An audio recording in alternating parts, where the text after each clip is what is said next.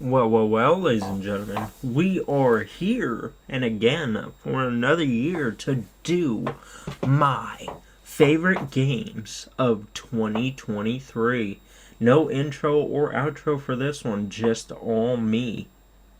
But there will be fade in from black and fade out to black. I don't know what that has to do with the video, but yeah, ladies and gentlemen, we are here to do my top games of 2023. Now, we don't apply a number to this. I tried to do that in the past, but then I'm just like, you know what? I'm just gonna account for as many games as I liked. But then I'm all like, well, what if there's like 20 games that I liked? No, I'm not gonna count 20 games as my favorite. So, I just choose the games that really stand out to me and just were my favorite of the year. Now, do note, there is one game that is going to start out the list that is not finished yet, but when I first played it, I really enjoyed it over the other series, 2K. I enjoy the 2K games, but they don't really bring anything new year to year. Now, this one did bring war games, but I'm not going to play that every time, It's cool, it's a new match type, but I was expecting, like, more match types, like Inferno match, and Ambulance match, and Special Guest Referee match, and, yeah, like, all the matches that happened during the pandemic to be in 2K23. But maybe 2K24, but who knows? Nobody. We only know with time, ladies and gentlemen. But with that said, let's get on to it. And if you like and if you do agree with me with my top choices of my games of 2023, please let me know down below. But if you don't, that's alright. Let me know your favorite games down below in the comments. But with that said, let's get on to the first game.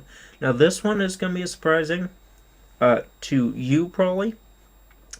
But the reason it is here is because it definitely needs to fix some stuff and add some stuff. Mainly fixing wise, it needs to fix the pin system because holy shit, it sucks.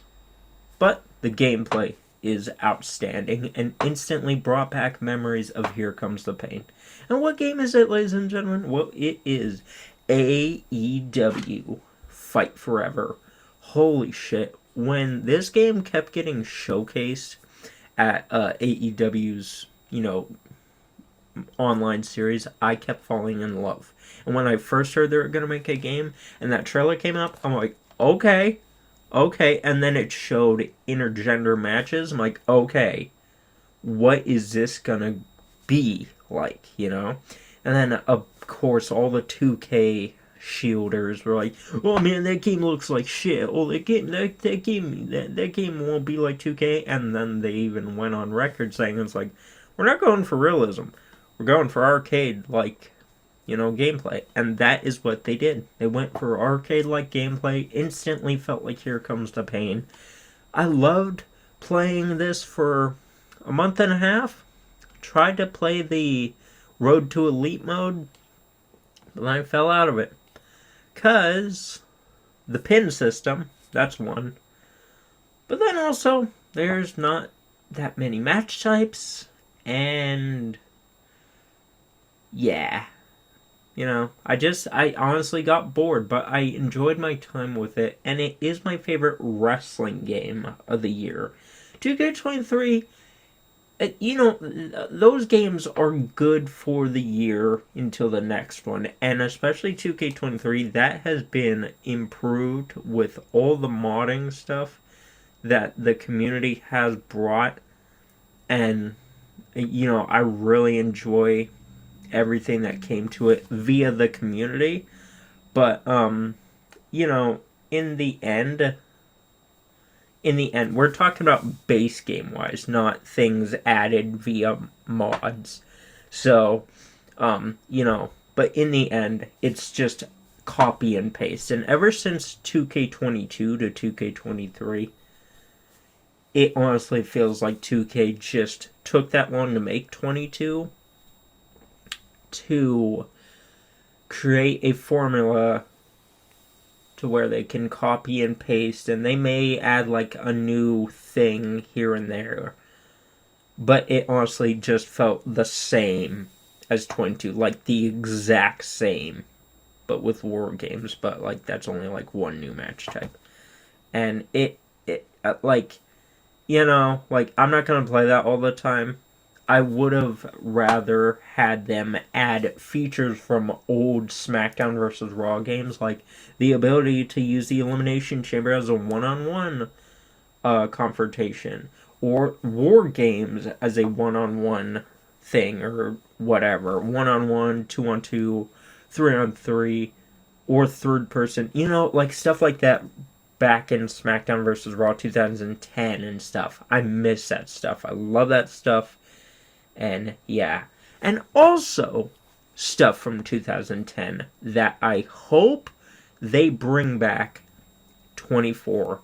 Custom arenas for War Games and Elimination Chamber. Because you can do custom arenas for Royal Rumbles. So please, 2K, you're probably not listening, but please bring back custom arenas for every match type. Please. That would deeply improve my series. Just saying. It's kind of a self, you know, I want it for myself and my series, but yeah. But with that said, you know, it's the same game, just copied over with one new thing. But this brought back childhood memories, but it still needs improvements. But that's also why I'm adding it on here, because who knows what this game will look like 2 years from now. The same or different, completely different. You know, who knows? But really enjoyed this, and I might go back to it. But I don't know. Who knows? Okay, where am I going to put these? I don't know. That's the problem we always have. Okay, next up. This one really surprised me. Now, I played the first one, but I never beat it. I didn't beat the second one either. But that is Zelda Tears of the Kingdom. Can't see the cover. Tears of the Kingdom. Gonna hold it like that. Really enjoyed this once I started getting into it. My initial problems with Breath of the Wild and that was, you know, like, I hated the whole, like, weapon breaking aspect. I enjoyed Skyward Sword much more because you have one sword and you can use it throughout the entire game. But these are going off more survival aspect. And I get it now, and I'm, like, to a point in the game to where, like, oh, I won't die if I spend too much time in the cold, so it's less annoying. It's like, okay, I got there myself, and now I can enjoy the game, and so on and so forth. I'm lost where I'm at, but, you know, just the overall experience, really loving it. And I really loved that I was able to overcome those challenges and improve myself. And yeah, really enjoying it. But then I also thought about not adding it to the list because, you know, like, the thing with Mario and Zelda, in my opinion, Majorly Mario, is that's the same fucking game every time, minus Mario RPG. That's different. But, you know, Mario Wonder is the exact same Mario game as all the other side-scrollers. I like them, but going back on it, you know, the only reason I have it and had it on launch day, the same day that as Spider-Man 2, is because I thought I pre-ordered Mario RPG, but I pre-ordered Mario Wonder. That's my fault, but I did like it, but it's not $60 worthy. It's $20 or get it for a birthday or Christmas present. But, you know, Mario and Mario is the exact same game every time, but Zelda changes it up. That's what I like about Zelda. There's different art styles and so on and so forth, and a different enemy. It's not always Ganon, you know, but you do always end up saving Zelda. It's like, motherfucker, bitch, stay in the house. You know what I mean. But I enjoyed that via the gameplay aspect and the world and so on, and the traversal. Really like the wing glider. But yeah, really good. Then after that, we move into Fight Mortal Kombat 1. I don't know what it is with these games lately, but they always choose a white cover art for some reason. Really enjoyed this, but I kind of miss some stuff that they took away. Like, they took away the interactability in fighting stages. Like in 11, you could grab an old lady and chuck it at your opponent. In here, you can't do that. You cannot do that. Main reason this is on my Game of the Year list is because of the DLC that's been announced. I mean, listen to this, ladies and gentlemen. We got Omni-Man. We got Peacemaker. We got 2 former Mortal Kombat characters. But then we also got Homelander.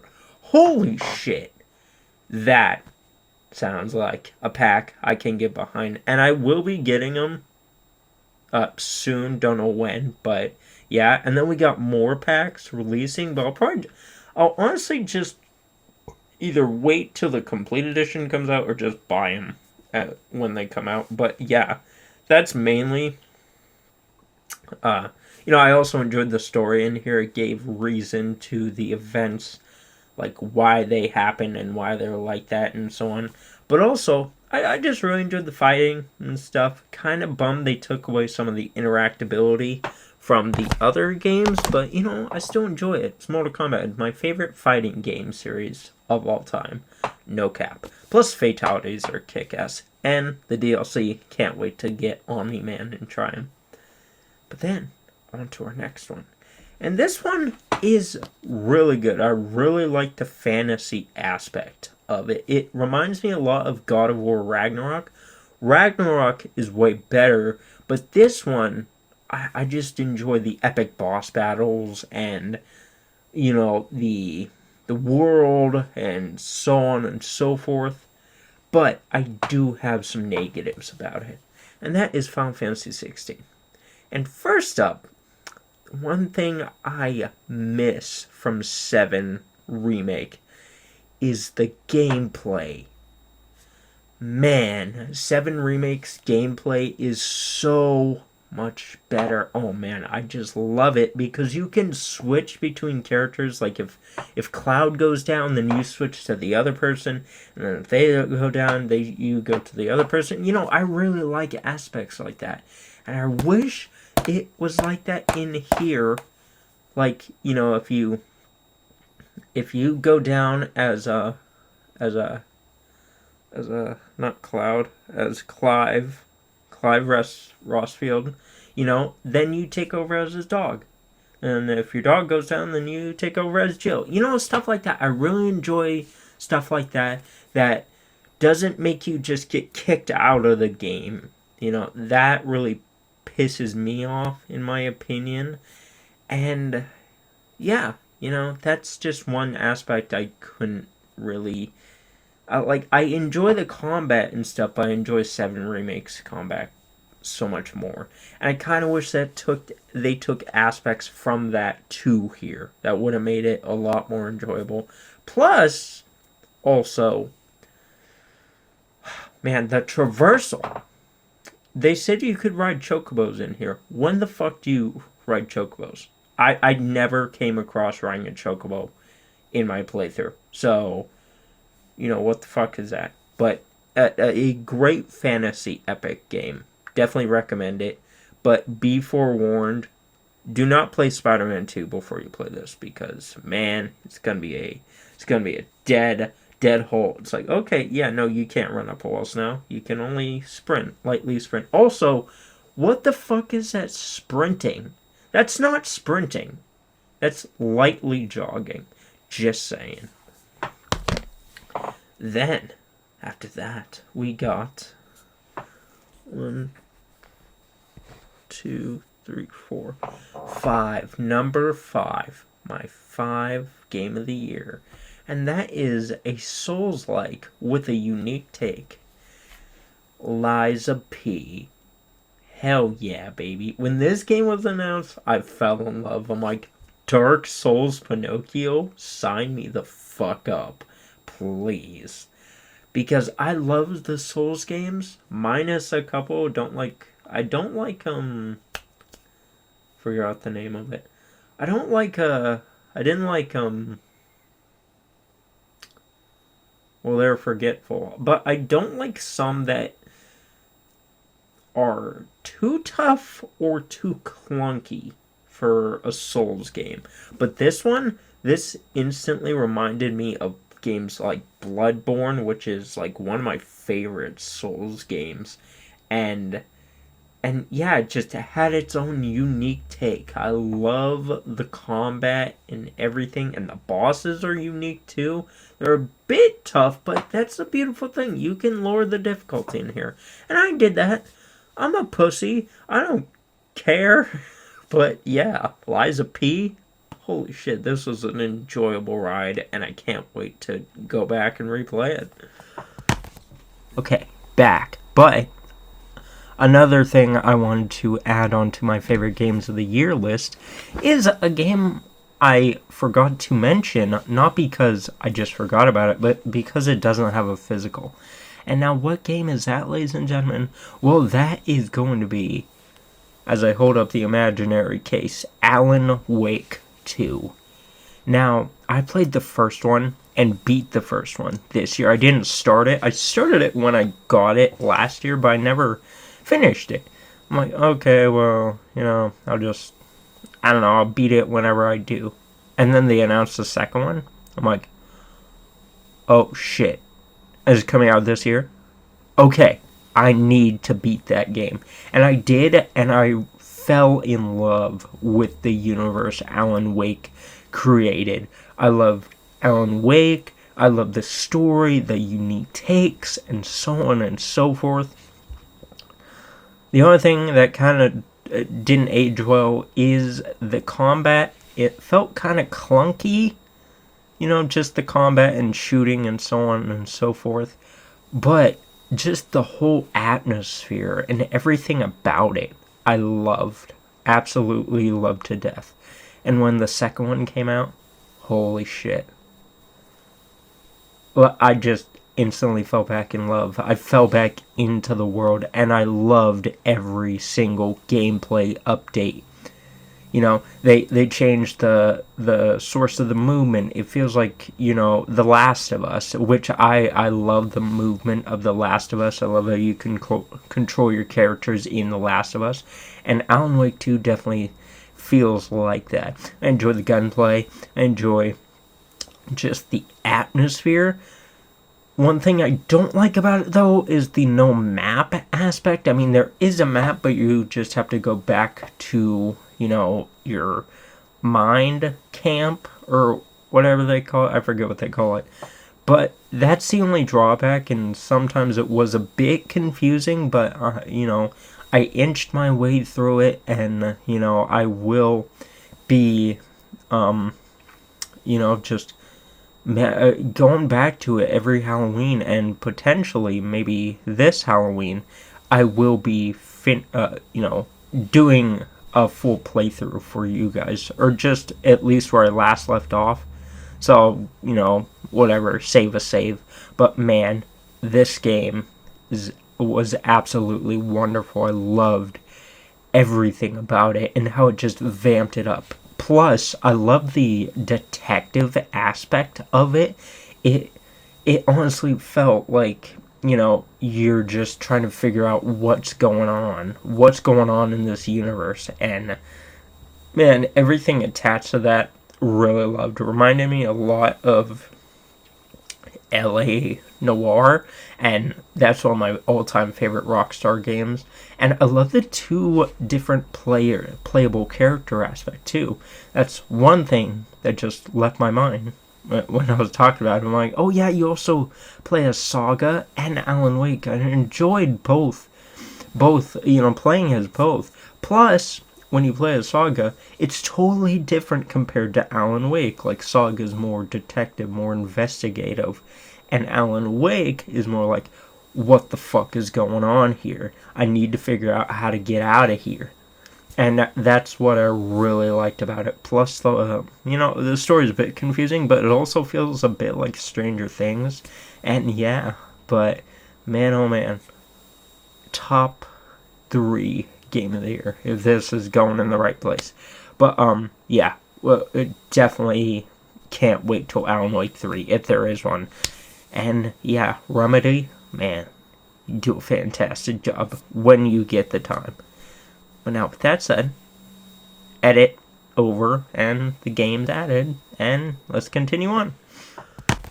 Then we move into our top 3, and these ones, 2 of them won't surprise you, but I bet the third one will. And the third one, ooh, Jedi Survivor. Holy shit.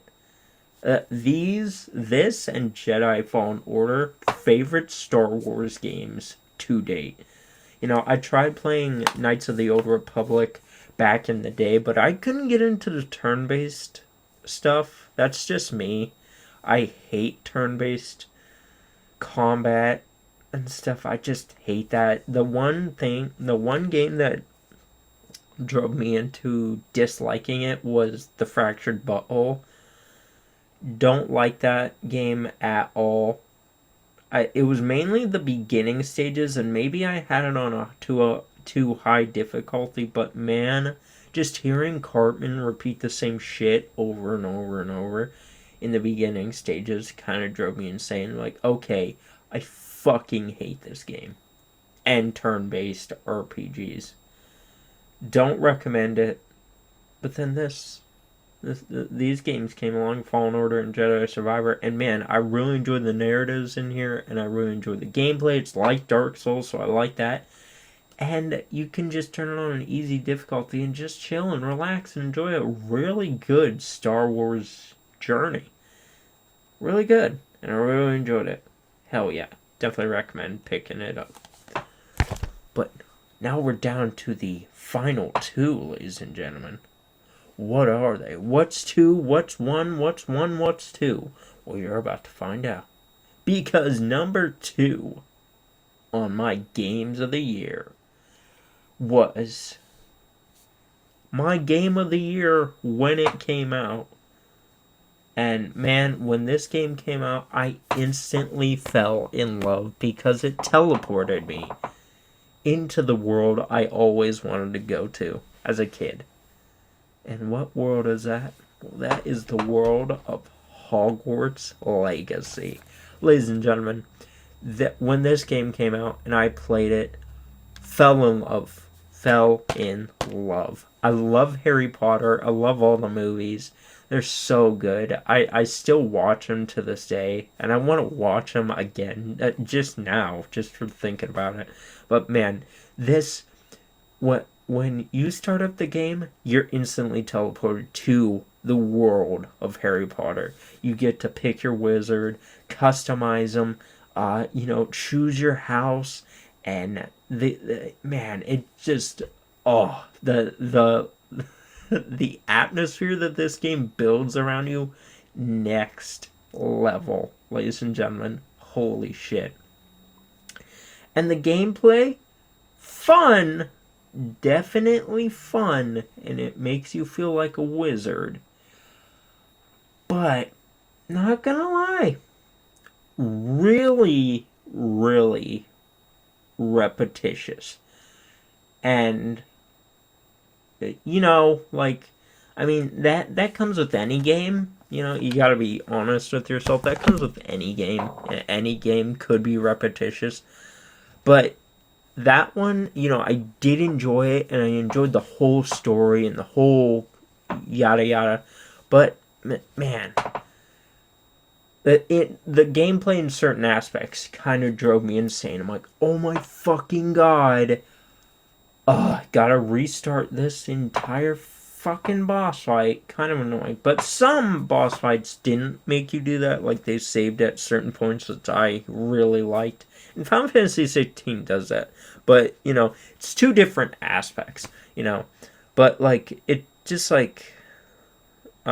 just like I don't like very repetitious gameplay like Mafia 3 is a good example. Like, that game is really good at building a world, but the gameplay fucking sucks because it's just, oh, go here, shoot them, go here, shoot them, go here, shoot them. It's like, dude, make it better. Hogwarts Legacy is leaps and bounds better than Mafia 3, but, it did kind of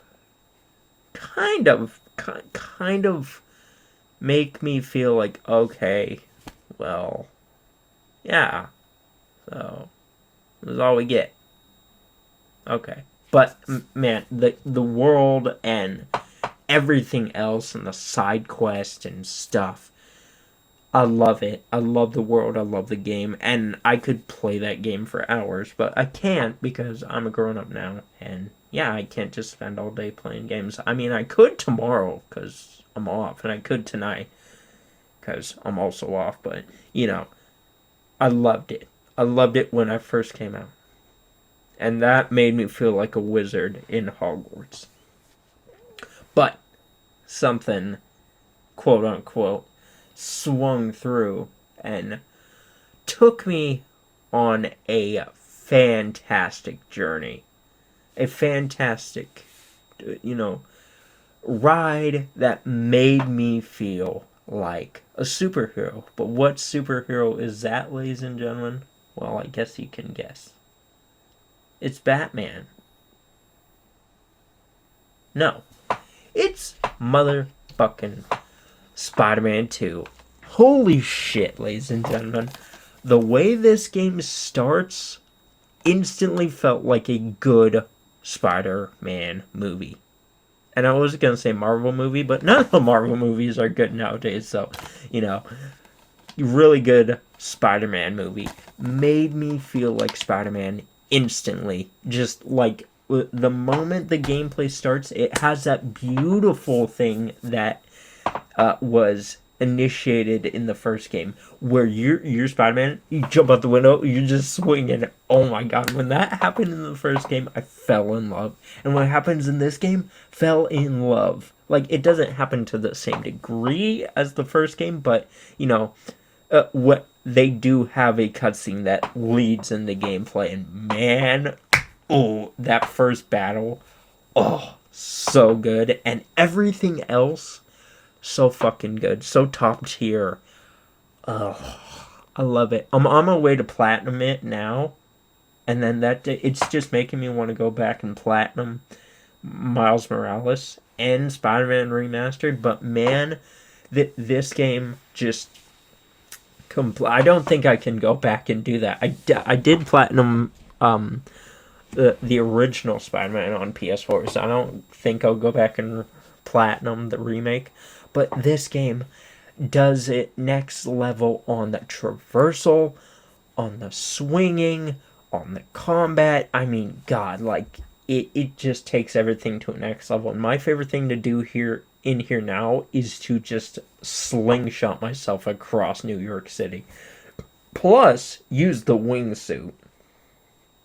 I love that. I love that wingsuit. And just from this point on, especially going off those previews of Suicide Squad, man, Rocksteady does not need to be making any more superhero games. Anymore. I mean, maybe Batman, but man, Insomniac is doing such great work with Spider-Man games. And then they got Wolverine coming, and I cannot wait till that comes out, because, oh my god, we haven't had a good Wolverine game in 10 plus years. That's scary to say, because the last Wolverine game was released in 2009. That's 10 plus years ago, ladies and gentlemen. I'm getting older. Older and older. But yeah. Anyway, back to Spider-Man 2. Spider-Man 2 just ups it to the next level. Plus, they leave you on a cliffhanger that instantly made me fall in love with Spider-Man game again, but Spider-Man is my favorite hero. But this made me feel like the feelings I used to feel when I used to watch Marvel movies and stuff, and back in 2019 or 2018 when Endgame came out, brought all those feelings back. And man, oh man, oh, I can't wait to see whatever the hell is next for Spider-Man. And with that said, ladies and gentlemen, Spider-Man 2 is my favorite game of 2023. Love the hell out of it, along with the other games, but Spider-Man 2 stands atop of them all. And with that said, ladies and gentlemen, that is my games of the year for 2023. Tell me all down below. Do you agree with me? Do you not? What are your games of the year? Tell me down below. Would love to hear. But with that said, ladies and gentlemen, hope you all are enjoying this. And by the way, all my favorite stuff of the year will be releasing on New Year's Eve, so be sure to watch out. But it will be releasing like 5 p.m. tonight. So, like the video. So I'll be doing a movie one and then the game one. But yeah, ladies and gentlemen, that's my favorite game of the year, and man, I can't wait till next year because there's a shit ton of other games coming, and I can't wait to play them all. But with that said, hope you all did enjoy, and if did, please leave a like, subscribe, follow me on the road to 500 subscribers, and Happy New Year, ladies and gentlemen. See you all in 2024, and have a good one. Happy holidays, Merry Christmas, Happy New Year, bye-bye.